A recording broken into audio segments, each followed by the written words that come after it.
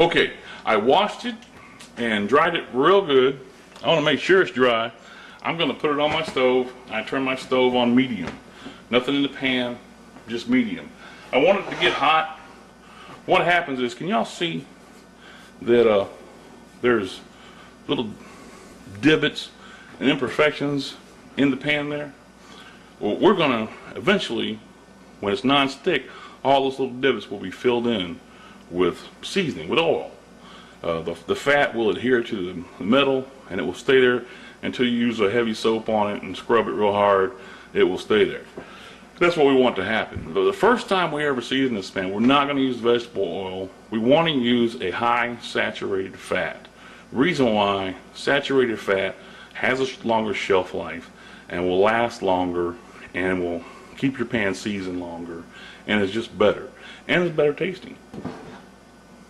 You don't have to worry about saturated fat getting into your food. You can see I have this pan, it's saturated fat, and that's why it's non-stick, and that's why I can cook an egg in it, and although it's seasoned and it's going to give me some flavor, it's not going to add any fat to my food. Are you with me? Okay. So I have it on medium. I'm waiting for it to get warm, and if I had some bacon, I should have bought some bacon when I bought this pan, I would just cook some bacon in there right now. But I don't have any bacon, but I do have some ham fat. You know, use whatever kind. You can use Crisco or whatever kind of lard you want to use. And I'm just going to cook this ham fat in this pan until I can get it to be kind of oily. And I'm going to use that ham fat to put on my pan before I put my pan in the oven.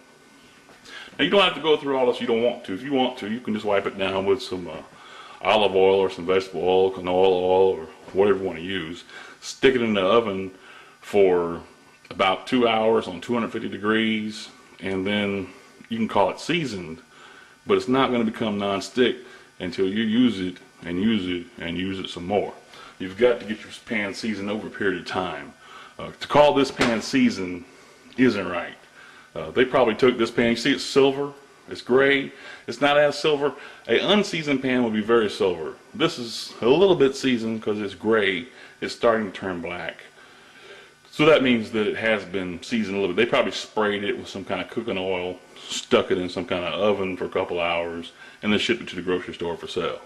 So, you know, you can call it seasoned, whatever, but it's not really going to be seasoned until I get this ham oil around in my pan, and then I start frying in it, start using it for things, and the more I use it, the more seasoned it will get, and the better it will be. But the great thing about cast iron is it's going to heat evenly, it's going to do its job, and that's its job, is to heat evenly, cook our food evenly, and make everybody happy. Alright, just going to cook that fat until I start getting enough oil kind of spread around my pan. Like I said, if you want, cook yourself some bacon in your pan. All we really want is the fat out of that bacon, out of that ham, to go into our pan. And what happens when we heat this pan up is those pores open up, and that iron expands as it heats. And then when we cook the fat in there, that fat goes into those crevices and starts filling all those little voids. And that's what makes us non-stick.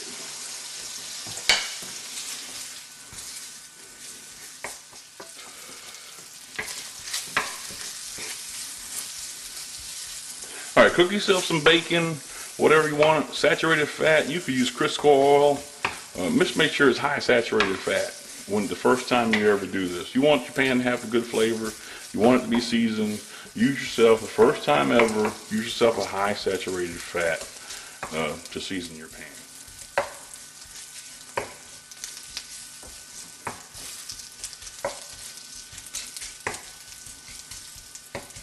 I'm going to turn my heat off. I'm going to take this ham out. Remember, the best thing about saturated fat is it has a long shelf life. It will not turn rancid near as quick as vegetable oil or those types of things. So after I let the pan cool off a little bit, I'm just going to wipe it down, try to make sure that all parts of the pan have a little oil going on, and all those ham crumbs are out. Okay.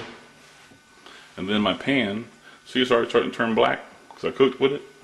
And then it has that saturated fat on there.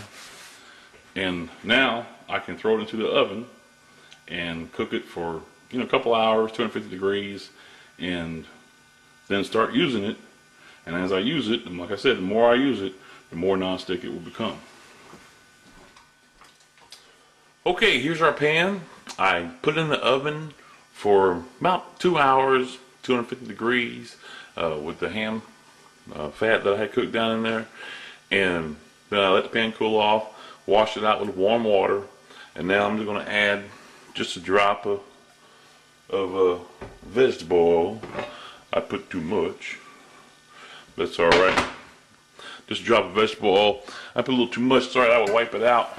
As I do, I will spread it around my vegetable oil, my pan everywhere, on the handle, on the back side, everywhere. We want to put a little bit of vegetable oil just to wipe it around, just to keep it from not rusting. And the more we do that, the better that pan will be. The more that I use it, the more non-stick it will become, and eventually it will be smooth, and I will be able to fry egg in that bad boy. Alright. And the more you use it, the better it will get. Alright. I hope y'all enjoyed the cast iron class. Y'all have a great day. Thanks.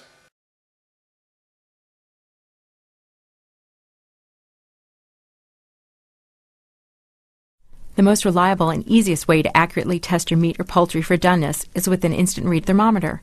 First, check the accuracy of your thermometer by bringing it to a boil in a pot of water. When the water is boiling, it should read 212 degrees. For poultry, insert the instant read thermometer deeply into the thigh of the cooked chicken or turkey, near the breast. Make sure the thermometer doesn't hit the bone or poke through the other side of the thigh. For meat, insert the thermometer into the center of the thickest part of the cut, away from the bone and fat. Once the thermometer is inserted, wait a few seconds for the reading to appear. This inexpensive tool leaves the guesswork behind. For more great tools and tips, visit bonappetit.com. Watch out! That hot dish can slip, causing a big mess. You need the Of Glove, now with non-slip silicone grips. For great protection and control from the oven to the stove. It's made from the same flame-resistant material used by firefighters. Nomex and Kevlar by DuPont. This tough material resists intense heat up to 540 degrees. The Of Glove is perfect for the barbecue or hot jobs around the house, even arranging logs in the fireplace. The Of Glove, now with non-slip silicone grips.